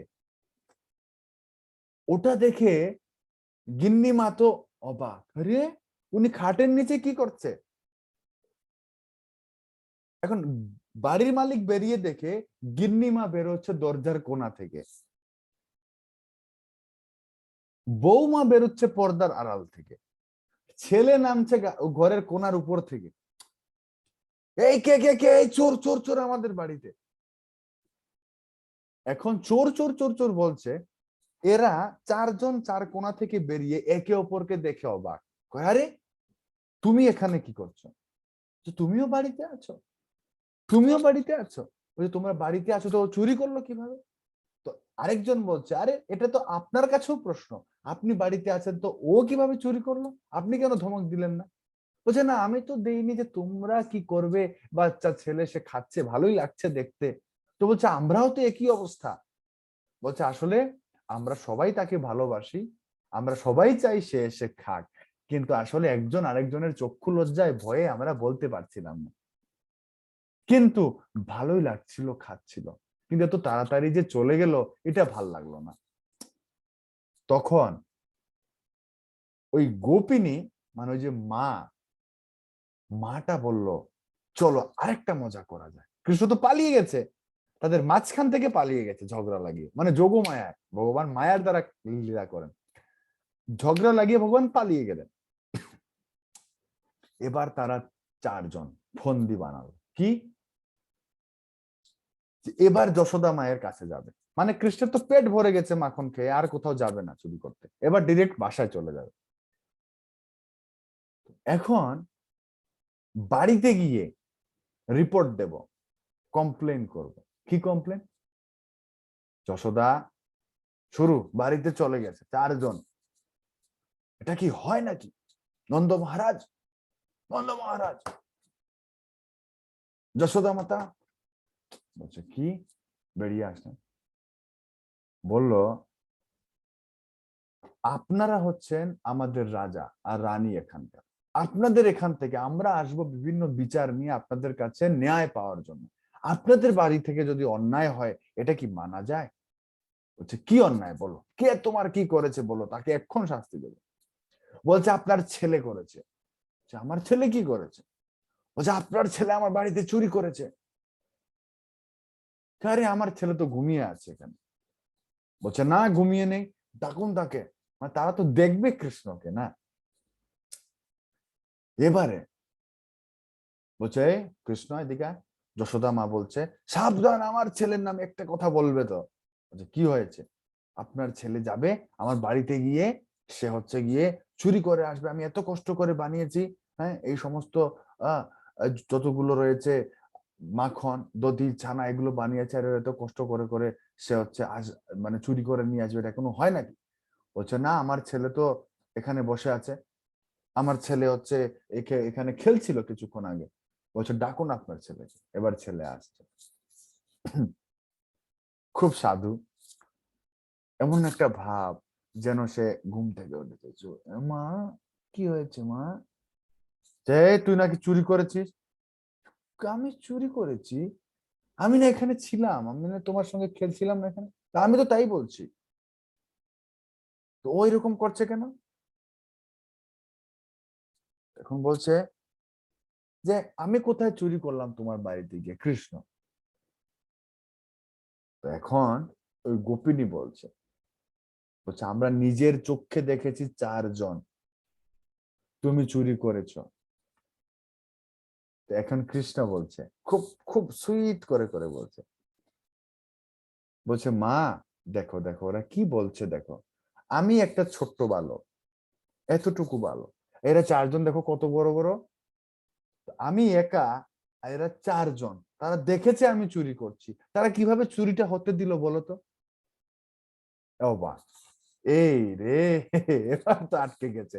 বলছে মা দেখো এরা কত মিথ্যুক, তারা কত মিথ্যা কথা বলছে। হ্যাঁ, আমি একটা ছোট্ট বালক, আমি একটা ভালো করে একটা আমি মানে আমি রাখতেও পারবো না, আমি কিছু একটা ভালো করে একটা পাত্র উঠাতে পারি না, তুমি আমাকে কোলে কোলে করে খাইয়ে দাও না। যশোদা মা বলছে হ্যাঁ তাই তো।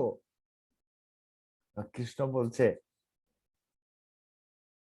যে মা জানো ওদের গেট কত উঁচু, এত উঁচু গেটে যাওয়া যায় না কিভাবে? তারপরে ভগবান বলছে এদের মাখন কত উপরে জানো, কত উপরে ওদের মাখন, ওখানে কি উঠা যায় নাকি? আমার মতো একটা ছোট বাচ্চা উঠতে পারে কখনো এত উপরে? তো সব তো ঠিক, কথা তো সত্য, কেউ বিন্দু মাত্র এই দিকে মাথা ঘামালো না যে কৃষ্ণ তো বলে দিচ্ছে আসলে কৃষ্ণ চুরি করতে গিয়েছিল, না হলে এত ডিটেলস জানে কিভাবে কৃষ্ণ? এখন এই পরিবারটা যে এসেছে তারা দেখছে আরে বিচার তো শেষ, এইটুকুনি, মানে এই 2 মিনিটের বিচার শেষ, তাহলে কৃষ্ণকে দেখা হলো না তো আর। মানে কৃষ্ণ আরেকটু কথা বলো, এখন তারা করলো কি ঝগড়া শুরু, মানে এখন উপায় নেই, এখন গায়ের জোরে ঝগড়া করতে হবে, বোঝা গেল? ঝগড়া যত করবে, যত আরোপ দিবে কৃষ্ণের উপর, যত অভিযোগ দিবে কৃষ্ণ তত যুক্তি দিবে, খণ্ডন করবে, মানে এখানে কথাবার্তা হবে, সময়টা যাবে, আর তারাও একটু কৃষ্ণের সঙ্গ লাভ করবে, কৃষ্ণকে একটু দেখবে, কৃষ্ণ রাগ হবে, আবার হাসবে, আবার যুক্তি দিবে, এটা তাদের জন্য একটা কৃষ্ণের সঙ্গ, তারা এত ভালোবাসে। এটা তো এত জলদি বিচার শেষ হলে হয় নাকি? তাদের কৃষ্ণের সঙ্গ, কৃষ্ণকে দেখাটা তো অপূরণ রয়ে যাবে। এখন তাদেরকে দেখে এখানে হাল্লা চিল্লা হচ্ছে, জোরে জোরে চিৎকার চেঁচামেচি হচ্ছে, ওটা শুনে আরো আশেপাশের গোপী মায়েরা চলে আসছে, বলছে এর একটু কৃষ্ণকে দেখার সুযোগ হয়ে যাবে আমাদের, একটু আমরাও যাই, ওরা তো এখানে ঝগড়া করছে, আমরাও কিছু যুক্তি দিয়ে দিই, আরে হ্যাঁ কৃষ্ণ তো গিয়েছিল আমাদের বাড়িতেও গিয়েছিল, আরে কালকে বিদায় করলাম ওকে। এইরকম মিথ্যা অভিযোগ, সত্য অভিযোগ ভগবানের উপর আরোপ লাগাতে থাকলো, আর ভগবানও এর যুক্তি খণ্ডন করতে থাকলো, বোঝা গেল? এখন এইভাবে হচ্ছে আমরা অনেক সময় দেখি যে কৃষ্ণ তিনি চুরি করেন আর ব্রজবাসীরা গিয়ে অভিযোগ করেন, কত খারাপ একটা সিচুয়েশন, তাই না? কিন্তু আসলে ওটা নয়, এর মূল লক্ষ্যটা কি? ব্রজবাসীরা চাইতেন কৃষ্ণ সঙ্গ করতে, ব্রজবাসীরা চাইতেন তাদের ঘরে এসে কৃষ্ণ চুরি করুক। ব্রজবাসীরা চাইতেন তাদের ঝগড়াটাও কৃষ্ণের সাথেই হোক।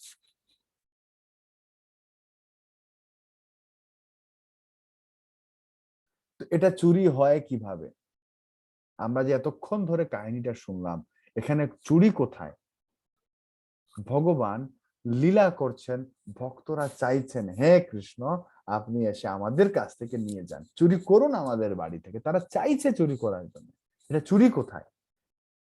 ভগবান তাদের প্রার্থনা শুনছেন, প্রার্থনা শুনে তাদেরকে তার সেবায় লাগাচ্ছেন, যা তারা পূর্বজন্মে আশা করেছিল। এখানে চুরি কোথায়? কৃষ্ণ নিজেই নিজের আহার গ্রহণ করছেন, তারই এগুলো, তারই সাম্রাজ্য, তারই মালিকানা, তিনি হচ্ছেন সেগুলো জোর করে করে খাচ্ছেন, তারটাই তিনি খাচ্ছেন। মানে চুরি কোথায়? প্রথমত তিনি ভগবান, সর্বলোকের মহেশ্বর। আর দ্বিতীয়ত হচ্ছেন তারা চাইছিল আমার বাড়ি থেকে এসে নিয়ে যাও। হ্যাঁ, মিথ্যা কথা বলা, মিথ্যা কথা, মিথ্যা কথা বলার সময় ছিল বিশ্বনাথ চক্রবর্তী ঠাকুর বলতেন ভগবান তার লীলা বিস্তারের জন্য মিথ্যা কথা বলতেন, আর ভগবানের মিথ্যাগুলো ছিল অত্যন্ত মধুর। এই মিথ্যায় কারো ক্ষতি হতো না। ভক্তরা চাইতেন ভগবান এত জলদি স্বীকার করছেন কেন? গোপিনীরা এসে বলতো এই কৃষ্ণ তো চুরি করেছিস। তো ভগবান যদি বলে দেয় হ্যাঁ, তো বিচার শেষ। ফালতু যশোদা মাতা পেটাবে। যশোদা মাতা নিজের বাড়িতে চুরি করার কারণে ভগবানকে বেঁধে রাখে, তাই না? এখন যদি অন্যের বাড়িতে চুরি করা নিয়ে যদি আবার রিপোর্ট আসে, পেটাবে না? তারা যেতেন কৃষ্ণের সঙ্গ লাভের জন্য। আর তারা গিয়ে ভেতরে ভেতরে ইচ্ছা করতেন যে আমি অভিযোগ দিব, কৃষ্ণ না করবে। আমি 1000টা অভিযোগ দেব, কৃষ্ণ না করবে, না করবে, বারে বারে না করবে। তো গোপিনীরাও যেতেন, গিয়ে বলতেন যে এই আমি দুধ দহন করতে যাই, আমার গাভীর দুধ খালি করে ফেলিস। কে করে? বলে কৃষ্ণ। কৃষ্ণ গিয়ে চুমুক দিয়ে গাভীর দুধ খেয়ে নেয়। আরে কি ব্যাপার! এখন বলে আমরা হাড়িতে পুরে মটকা রাখি, মটকা ভর্তি, হাড়ি ভর্তি আমরা মাখন রাখি, পনির রাখি, এগুলো গিয়ে কৃষ্ণ তার দলবল নিয়ে বন্ধুদেরকে নিয়ে খেয়ে ফেলে, বানরদেরকে নিয়ে খেয়ে ফেলে, সখাদেরকে নিয়ে খেয়ে ফেলে। আর কৃষ্ণকে ডাকে মা যশোদা, এই তোর বিরুদ্ধে কেন বারে বারে এত নালিশ আসে? তুই বলতো কেন নালিশ আসে, বল। তোর কৃষ্ণ বলে মা জানো ওদের বাচ্চারা না আমার মতো তো সুন্দর না দেখতে, আর তোমার ছেলে না আমি, দেখো তোমার কি সুন্দর। মাকে ফুসলায় ভগবান, তুমি কত সুন্দর, ঠিক? হ্যাঁ, স্বর্গের অপ্সরা, বৈকুণ্ঠের লক্ষ্মী, কেউ তোমার সমতুল্য না। মা দেখো তুমি কত সুন্দর। বলে মাকে ভগবান দর্পণ এনে দেয়, এই দেখো মা, আর এই দেখো আমি। যশোদা মা বলে তুই আমার মতো হসনি একবারে, তুই কালো হয়েছিস, দেখ তোকে নিয়ে এরা তো ঈর্ষা করবে কেন? বলছে আরে মা আমি তো কালো, কালো জগতের ভালো, তাই তো তারা এত ভালো, ভালো লাগে না তাদের, তুমি বুঝো না?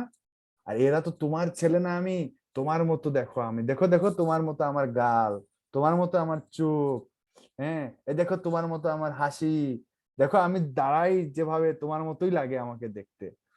যশোদা মা খুশি হয়ে যায়, বাচ্চাকে আদর করে, আরে আরে দেখো আমার এত এত মানে এত আদরের কৃষ্ণ, এত কিউট কৃষ্ণ, এত সুইট কৃষ্ণকে বলে তারা নাকি চুরি করেছে। আচ্ছা আপনারা বলুন, আপনারা যে বলেন আপনার আপনার এই এত বড় বড় গাভীর, এত বিশাল বিশাল স্তন, এটা কোন রাক্ষসের মুখ ছাড়া কি কেউ খেতে পারবে এরকম দুধ নাকি? আর আমার বাচ্চাটাকে দেখুন কি ছোট, দেখুন দেখুন কি কি সুন্দর হাসি তার, এরকম করতে পারে কখনো? তখন আরেকজন এসে বলে হ্যাঁ আপনার বাচ্চা সম্বন্ধে খুব ভালো আমার ধারণা আছে। কি কি ধারণা আছে? বলছে আপনার মনে নেই আপনার বাচ্চা, আপনি বলছেন এটা একটা গাভীর স্তন মুখে ঢুকিয়ে দুধ খেতে পারবে না, আপনার বাচ্চা পুরো মুখের ভেতর আপনাকে ব্রহ্মাণ্ড দেখিয়ে অজ্ঞান করে দিয়েছে, আপনার মনে নাই? পুরো মুখের ভিতরে যে ব্রহ্মাণ্ড রাখতে পারে, এটা গাভীর স্তন খেলে তার কি কি যায় আসে? তখন মা যশোদা ভাবছে, আরে ঘটনা, ভাবতে ভাবতে ভগবান আরেকটা চাল দিয়ে দিয়েছে, সাথে সাথে আরেকটা চাল দিয়ে দিয়েছে। বলছে, মা দেখো, সন্তানের জন্য মা বাবা হচ্ছে পুরো বিশ্ব ব্রহ্মাণ্ড, আর মা বাবার জন্য তার সন্তানও তো পুরো ব্রহ্মাণ্ড, তাই না? আরে তুমি সেদিন দেখেছিলে, আসলে তুমি তো আমাকেই জগৎ মনে করো, তোমার তো সবকিছু আমি, তাই না? তুমি বলো আমি ছাড়া তোমার কেউ আছে? বলছে, না রে, তো আমি তো তোমার সবকিছু না, তুমি আমার মধ্যে সব দেখেছিলে আর কি, ওটাই লোকজনকে বলেছো, বুঝলে? আমার মুখে টুকে কিছু দেখোনি, তুমি মাটি খেয়েছিলাম মনে নেই? তো মাটিই দেখেছো না। দেখুন, সত্য কথা, মিথ্যা নয় এটা। কৃষ্ণই তো সব, কৃষ্ণই তো সব। এটা ভগবান বাৎসল্য রসের দ্বারা তিনি অন্যভাবে লীলা বিস্তার, কি মজার লীলা, এটা অনেক ইন্টারেস্টিং লীলা, কোথাও মিথ্যা নেই, সব সত্য কথা, সব সত্য স্তুতি হচ্ছে।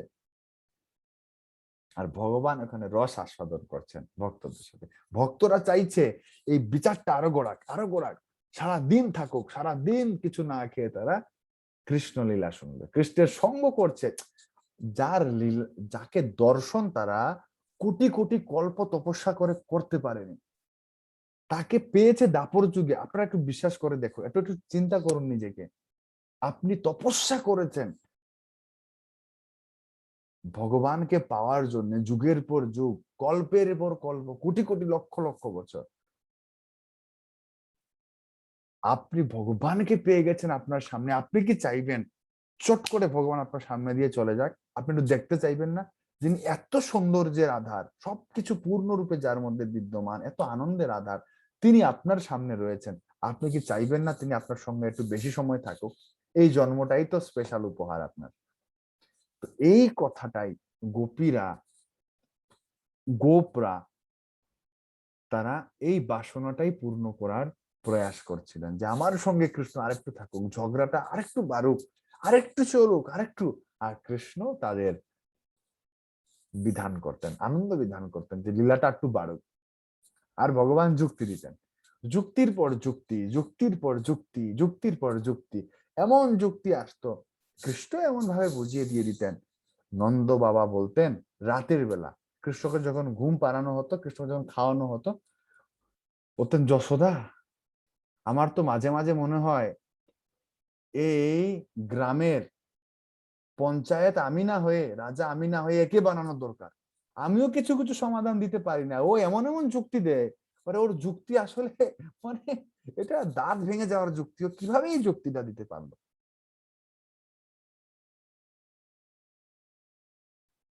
তো এইভাবে ভগবানের লীলা আমরা আরো শুনবো, সুন্দর সুন্দর লীলা, ভগবানের বৃন্দাবনের লীলা অনেক অদ্ভুত, অনেক রসালো, অনেক মজার। ভগবান যা লীলা করেন, ভগবান যা সুন্দর সুন্দর বৈচিত্র্যময় লীলাগুলো করেন ভক্তদের আনন্দ দানের জন্য, আর ভক্তরাও দিব্য আনন্দে তারা উৎফুল্ল হয়ে যান। আর গোলক ধাম যাওয়ার জন্য কেন বলা হয় বারে বারে ভক্তদেরকে? গোলক ধামে নিত্য এরকম লীলা হয়, ভগবান সব সময় এরকম আনন্দের লীলা করেন। ভগবান তার ভক্তদের সঙ্গে সব সময় তিনি যে যে ভক্ত যে যে রসে সিক্ত তাদেরকে সেই সেই আনন্দ প্রদান করেন। তাই তো ভগবান লীলা পুরুষোত্তম। আর ভগবানের চুরি করাটাও চুরি নয়, কারণ তিনিই মালিক, আর তিনি ভক্তদের আনন্দ বিধান করতে চান। বোঝা গেল? ক্লিয়ার সবার? এখন কি আমরা বলবো কৃষ্ণ চুরি করেন কিনা? ভাল লাগলো আজকের কাহিনী, ভগবানের লীলা, বাল্য লীলা, আরো অনেক আছে। প্রভু খুব সুন্দর লাগলো আজকের লীলাটা। ভালো লাগছে? প্রভু খুবই সুন্দর। খুব ফিল সুন্দর। করতে পারছি? হ্যাঁ প্রভু, মনে হচ্ছিল যেন ওখানেই চলে গেছি আমরা। তো সবাই তো আনমিউট করছেন না, সবাই তো আনমিউট করুন। যা শ্রবণ করেছি আমরা আমরা একটু জানাই, কৃষ্ণ তো আছেন আমাদের সাথে। খুব সুন্দর হয়েছে প্রভু। খুব ভালো হয়েছে বাবু, খুব ভালো শুনলাম লাগলো শুনে। মনে হচ্ছিল যেন আমরা খুব সেই সুন্দর লীলা হয়েছে বাবু, ট্র্যাকটা শুনে ভালো লাগলো। প্রভু খুবই মজাদার লীলা, খুবই মজা। অসাধারণ প্রভু, তো অনেক আপনারা সুন্দর। প্রশ্ন করতে চাইলে আপনারা প্রশ্ন করতে পারেন রেইজ হ্যান্ড করে। আসলে এটা অনেক জটিল এবং অনেক গভীর, অনেক ডিপ। আসলে বিষয়টা কি, এই লীলাগুলো যারা মহাত্মারা রয়েছেন, যারা হচ্ছেন ভগবানের অত্যন্ত উচ্চ স্তরে, তারা হচ্ছেন এই লীলাগুলোকে ধ্যান করেন, এই লীলাগুলোকে অনুভব করেন, এই লীলাগুলো তাদের সামনে তারা ঘটতে দেখেন, তাদের হৃদয়ে প্রকাশিত হয় এই লীলাগুলো। অত্যন্ত গুজ্জাতি গুজ্জ এই সমস্ত লীলা। ভগবান এত সুন্দর, এত বিচিত্রময় তার লীলা, নিষ্কলঙ্ক, যা সমস্ত তপস্বী যোগী সবাইকে মোহিত করে দেয়। শিব ব্রহ্মা নারদ আদি সবাইকে মোহিত করে দেয়, এবং যারা প্রেমিক ভক্ত ভগবানের, তাদের সবাইকে আনন্দ দান করে। আর তারা ভগবানের সেই সমুদ্রে, আনন্দের সমুদ্রে তারা নিমজ্জিত হয়ে সব সময় ভগবানের দিব্য লীলা রস তারা আস্বাদন করে। হ্যাঁ, শ্রবণ মাতাজি।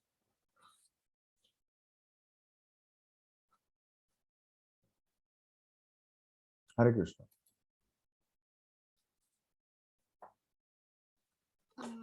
হরে কৃষ্ণ প্রভু, প্রণাম।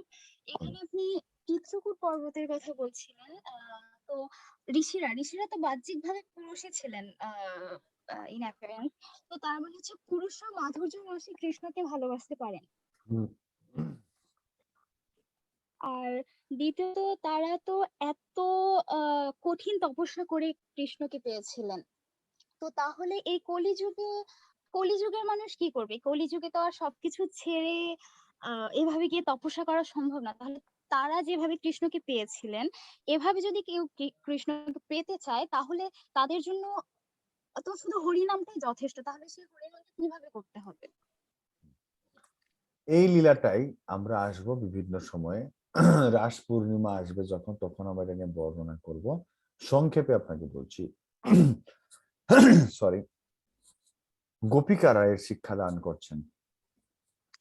কলিযুগ আসন্ন, গোপিকারা শিক্ষা দিচ্ছেন। যদিও গোপিকারা আমরা জেনেছি বিভিন্ন লীলার মাধ্যমে, গোপিকারা মূলত কৃষ্ণেরই স্ত্রী ছিলেন। কৃষ্ণ পর স্ত্রীকে নিয়ে ওই যে বিরুদ্ধ লীলার সূত্র ঘটাতে গিয়ে আপাত দৃষ্টিতে দেখা যায় তারা আরেকজনের স্ত্রী, কিন্তু আসলে গোপিকারা আরেকজনের স্ত্রী না। কৃষ্ণের সঙ্গে প্রত্যেক বৃন্দাবনের প্রত্যেক গোপিকাদের বিবাহ হয়েছিল, রাধারানী সমেত। তো তারা তার বৈধ স্ত্রী।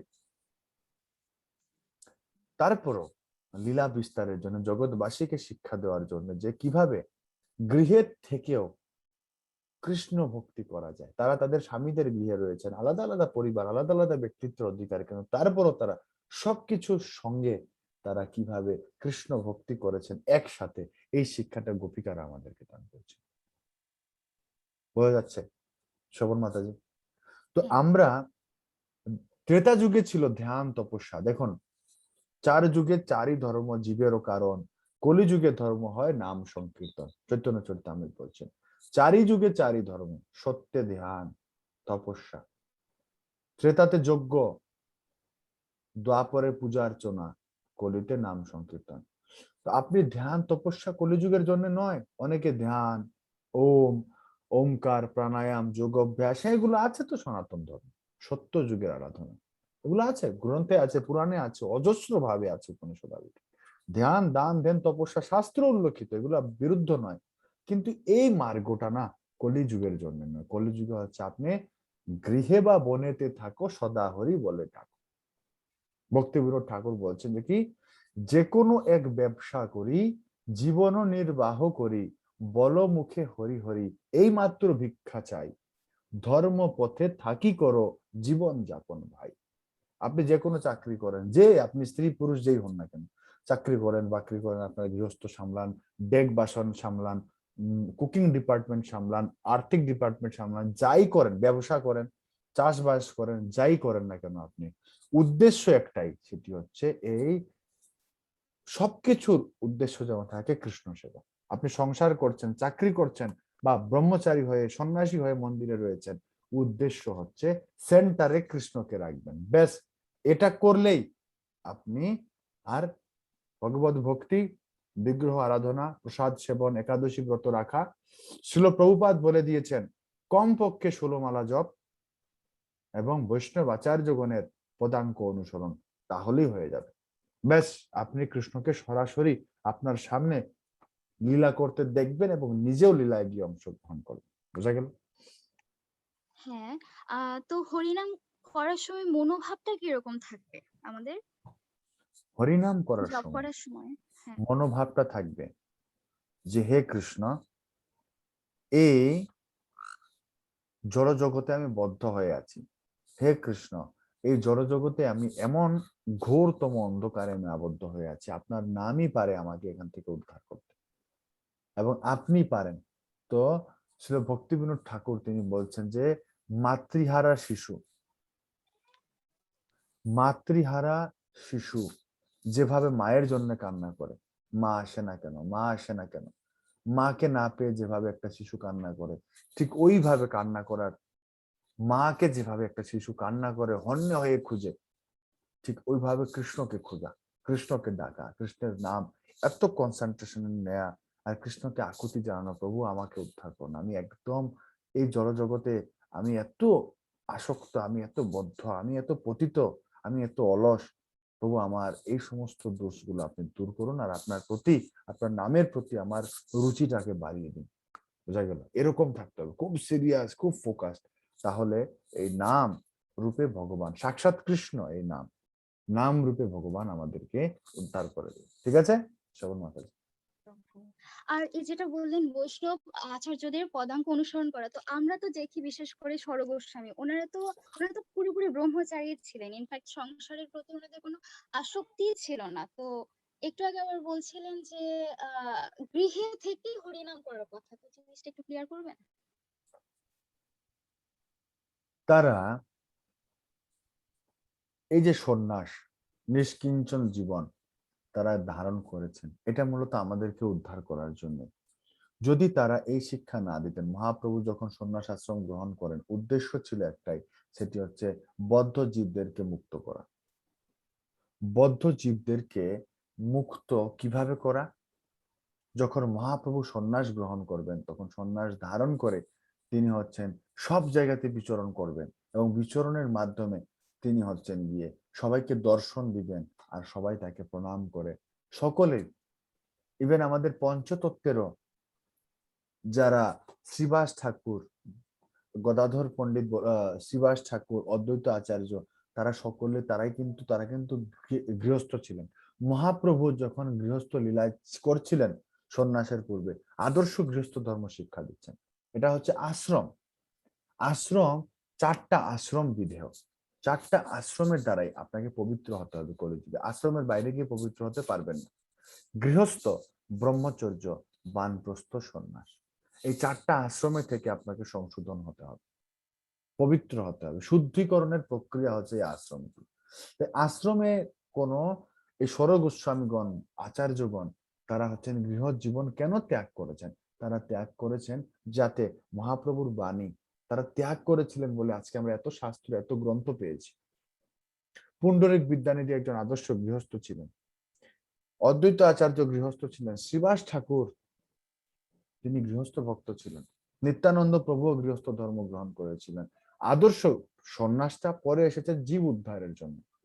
পরবর্তীতে আমরা দেখি ভক্তিবিনোদ ঠাকুর, তিনিও গৃহস্থ ছিলেন, শিল প্রভুপাদ গৃহস্থ ছিলেন। তো এই সমস্ত, এবং এই গৃহস্থ বা ব্রহ্মচারী যে আশ্রমে আমরা থাকি না কেন, উদ্দেশ্য হচ্ছে কৃষ্ণ ভজন। যদি কৃষ্ণ ভজন আমাদের না হয়, ভক্তি যদি কৃষ্ণের চরণে অর্পিত না হয়, আসক্তি যদি কৃষ্ণের চরণে নামে যদি না হয়, কৃষ্ণ কথায় না হয়, তাহলে সবগুলোই হচ্ছে অসার হয়ে যায়, ভিত্তিহীন হয়ে যায়। বোঝা গেল?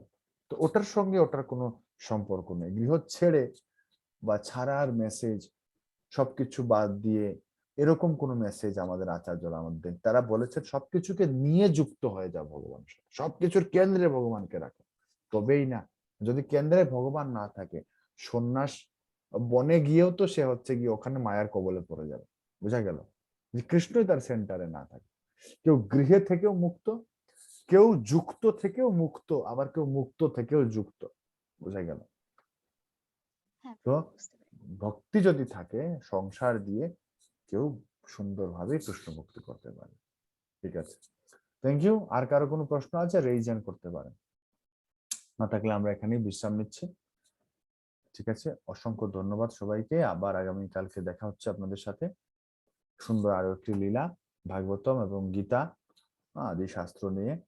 ও ভগবানের লীলা নিয়ে। তো জয় জয় একটু আনমিউট করে সবাই, জয় জয় দামোদর ভগবান কি, কৃষ্ণচন্দ্র ভগবান কি, জয় ভগবান জয় জয় জয় লীলা জয় কি, জয় জয় জয় জয় হরে হরি বল। হরি বল হরি বল বল। হরি বল। হরে কৃষ্ণ কৃষ্ণ কৃষ্ণ হরে হরে, হরে রাম রাম হরে রাম হরে হরে হরে কৃষ্ণ।